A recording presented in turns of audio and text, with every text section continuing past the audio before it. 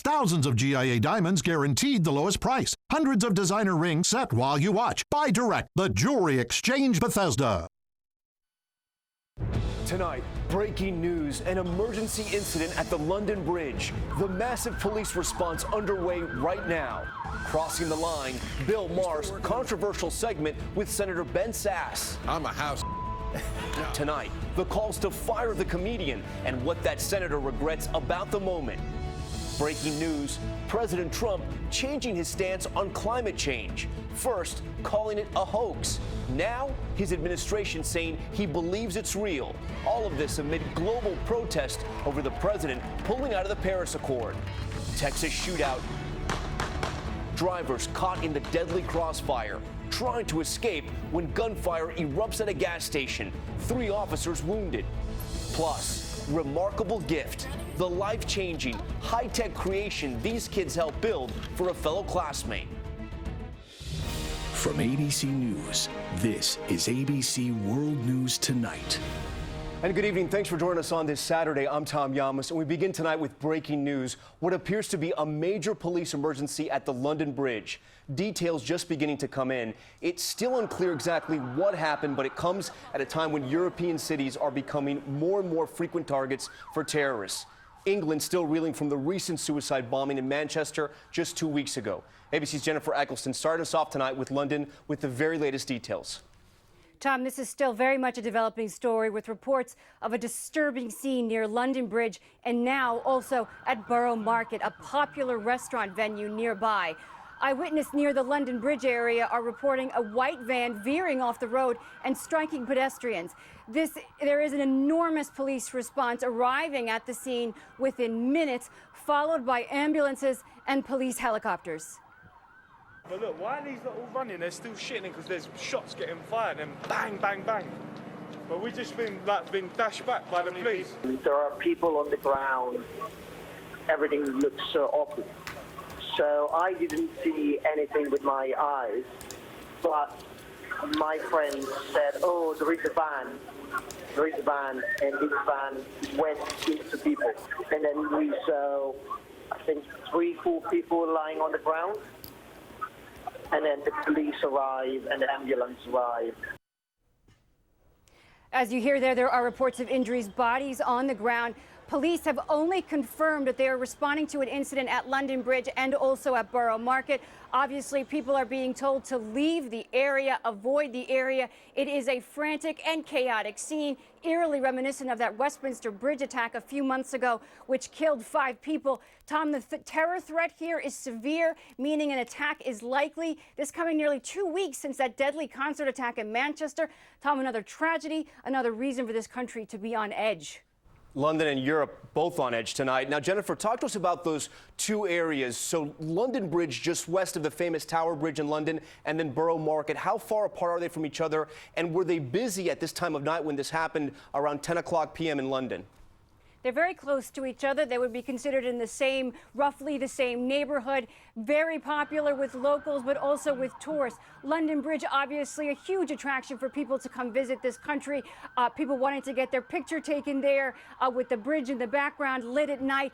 But the Borough Market is teeming with people on a Saturday night. It's full of restaurants and bars. Jennifer Eccleston reporting for us tonight. Thank you, Jennifer, and we will come back to you if we have to throughout the broadcast. We now want to talk to somebody who was there tonight, an eyewitness who was at a restaurant while this emergency was happening. His name is Ambo Dodora, and he joins us on the phone right now. Ambo, what did you see and what did you hear tonight? Well, I just heard, we were just around the corner from it, having dinner, just casual dinner out with a few friends and my partner, and literally all we hear is shots fired and literally quite loud bangs, thinking, hang on a second, what's going on? Run to the windows, see lots of blue lights, police everywhere, and look out of the window of our restaurant and we can see people lying on the floor and just huddles of ambulance and police response around them. The next thing you know, the security guard for our restaurant is telling us to evacuate the restaurant as quick as we can, and the police are telling us to run up the road further away from London Bridge itself. And now we're currently sitting in a bar, just in a safe spot. We've been told there's security around the entire perimeter here. And that's all we know at the moment. They won't tell us anything else apart from what we're seeing on Twitter and on social media. And Amber, were you closer to the scene? Because there's two incidents tonight there in London, one at the London Bridge and then one in the Borough Market. Which one were you closer to? I was literally closer to the Borough Market. I was having dinner just next to Borough Market, across the road from it, and my car is parked just outside Borough Market, and I can't even get to it. And the massive police presence you see on the scene, do you also see police still kind of running in and out? Does it seem like the scene has been contained, or is it still very much an active investigation? It looks like it's very much active, but I think the police are doing a very quick job to get everything to get it responded to as quickly as possible. They're trying to do their hardest, and it looks like they're trying to clear up the roads and get everything contained as quickly as possible, which I'm sure is what everybody wants. All right, Amber Dador, one of the eyewitnesses tonight to those incidents in London, and we, of course, will stay on top of the story throughout the broadcast and update you as we get more information. Next, we want to move on now to the growing outrage here at home over the racial slur on a live television show. Talk show host Bill Maher using a derogatory, highly charged racial expression in conversation with the Republican Senator Ben Sasse of Nebraska. Now that senator facing heat for what he didn't say. Maher's apology tonight and his employer, the HBO network, weighing in as the calls to fire him are growing. Here's ABC's Ron Claiborne. Tonight, the aftershocks of the racial slur said on live TV. In the middle of a seemingly harmless exchange between Bill Maher and Nebraska Senator Ben Sasse. I got to get to Nebraska more. You're welcome. We'd love to have you work in the fields with us. Work in the field? That's part of that. That's Senator. I'm a house. No, it's a joke. A torrent of criticism was unleashed at the comedian whose brand is being politically acerbic and outrageous. DeRay McKesson, a Black Lives Matter activist, tweeting, "Bill Maher has got to go. There's no explanations that make this acceptable." Tara Setmayer, a political analyst, is a frequent guest on Maher's shows. I think it was an unfortunate remark and that he thought would be a funny joke that went wrong on the fly, and it was inappropriate. And I thought to myself, oh my goodness, did he just say that? HBO rebroadcast the show before pulling it from the air. In a statement, the cable network said Bill Maher's comment last night was completely inexcusable and tasteless. And today from Sasse, a Republican who in the past has criticized some of President Trump's more incendiary tweets, he said he now wishes he had said, "Hold up. Why would you think it's okay to use that word?" Maher releasing this written statement of apology. Friday nights are always my worst night of sleep because I'm up reflecting on the things I should or shouldn't have said on my live show. Last night was a particularly long night, as I regret the word I used in the banter of a live moment. The word was offensive, and I regret saying it, and I'm very sorry. And Ron Claiborne joins us now. Ron, Bill Maher apologizing there, but this is not the first time Maher's gotten into trouble for saying something controversial on the air. That's right, Tom. Remember, just after 9/11, he accused the U.S., the military, of being cowardly in launching attacks on the Taliban in Afghanistan. About 9 months later, his show, then Politically Incorrect, aptly named, was canceled. So far, HBO condemning his words, but he has not been suspended or fired. So far, Tom. Yeah, so many talking about this story tonight as well. All right, Ron, thanks so much. Now to another major breaking headline, the major concession by President Trump on climate change. He called it on more than one occasion a hoax. But tonight, the administration saying the president does believe that the climate is changing.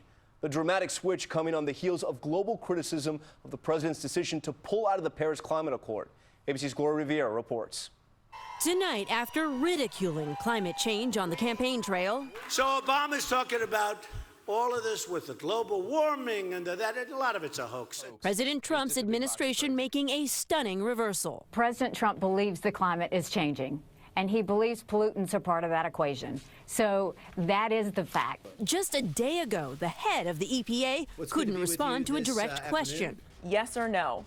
Does the president believe that climate change is real and a threat to the United States? You know what's interesting about all the discussions we had through the last several weeks have been focused on one singular issue. Is Paris good or not for this country? Since Trump pulled out of the Paris Accord, at least 80 mayors and 100 business leaders pledging to stay the course. And we will meet our targets. Former New York City Mayor Michael Bloomberg meeting with France's President Macron, pledging $15 million of his own money. Trump is promising to create a better deal. And we will see if we can make a deal that's fair. Ambassador to the United Nations Nikki Haley offering further reassurance. Just because we got out of a club doesn't mean that we don't care about the environment. Trump's supporters today rallying in front of the White House. So for you, this exit, this was cause for, safe to say, celebration? Yes. Well, there's a lot to be done. What's going on is not good for us right now. And, you know, Obama had no right to just go ahead and sign it. Getting out of the Paris Agreement takes time. In fact, President Trump is likely stuck with current obligations until the year 2020. Tom? Gloria Vieira for us tonight. Gloria, thank you. And of course, much more on all of this tomorrow on This Week with EPA Administrator Scott Pruitt, former Vice President Al Gore, and former National Security Advisor Susan Rice.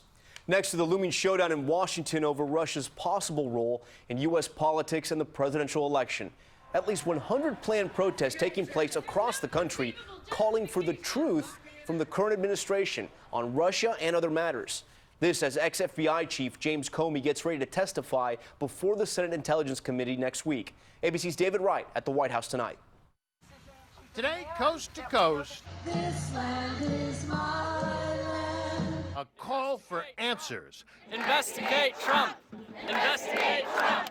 Investigate Trump! Thousands of voters in 135 cities and towns took part in an event called the March for Truth. We're trying to send signals to our elected officials that this is important to us. Today, some took that message straight to members of Congress.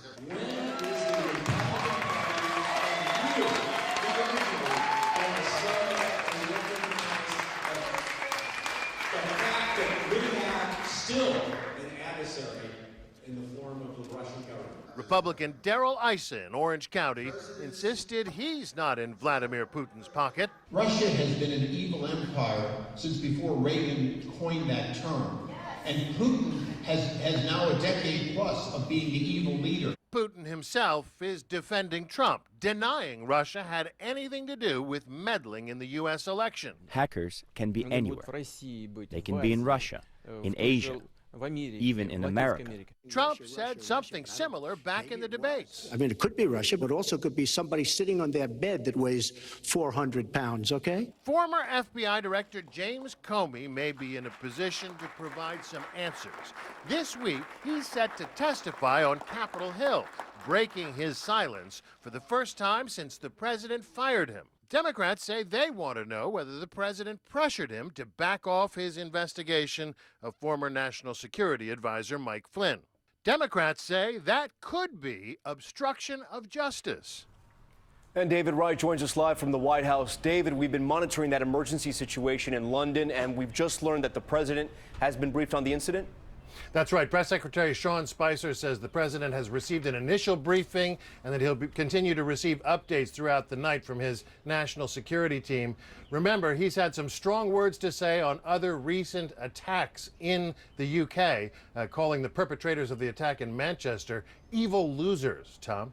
The White House tonight monitoring those two incidents in London. All right, David, thank you. Now to the wild shootout at a gas station in Texas. 3 officers wounded when a gunman opened fire. Drivers desperate to get away. ABC's Evan Pilgrim picks up the story with the late details. A barrage of bullets flying as a manhunt for a murder suspect ends in that terrifying and deadly scene. Bystanders running for cover inside a convenience store as gunshots rang out in Laredo, Texas late Friday afternoon. Police saying 55-year-old Antonio Gerardo Rodriguez opened fire on police. Here, one officer takes cover, firing back. Police had been searching for Rodriguez, a suspect in his girlfriend's murder. Her body found at their apartment earlier that morning. Authorities pulled into this gas station after spotting his car. A witness catching the moment authorities say he fired at police. Police officers seen here in this video approaching their target. Drivers finding themselves in the crossfire, desperate to get away. 3 officers seriously wounded in the shootout, one of them critically. Rodriguez killed in the exchange. We prepare for it, we train for it, but we're not truly ready for it until you encounter this. No bystanders were hurt in the shootout. Those officers are all in the hospital recovering. Tom? All right, Eva, thank you so much. And we're learning more tonight about the deadly casino rampage in the Philippines that killed more than 36 people. The chilling new video caught on security cameras, taking us inside that attack as it unfolded. The gunman entering the casino and later setting fire to gaming tables, stealing $2 million in chips and getting into a shootout with police, the man later killing himself. And we'll have much more on that breaking news coming out of London. 2 emergency incidents unfolding at this hour, and there's still much more ahead on World News Tonight this Saturday. Incredible pictures of a tornado tearing through an area not known for twisters where the surprise storm hit. And this is the last thing you want to see on dry land. We'll tell you where this giant alligator decided to take a stroll. This is ABC World News Tonight, brought to you by Aleve Direct Therapy. For millions of people who suffer from lower back pain, finding relief can seem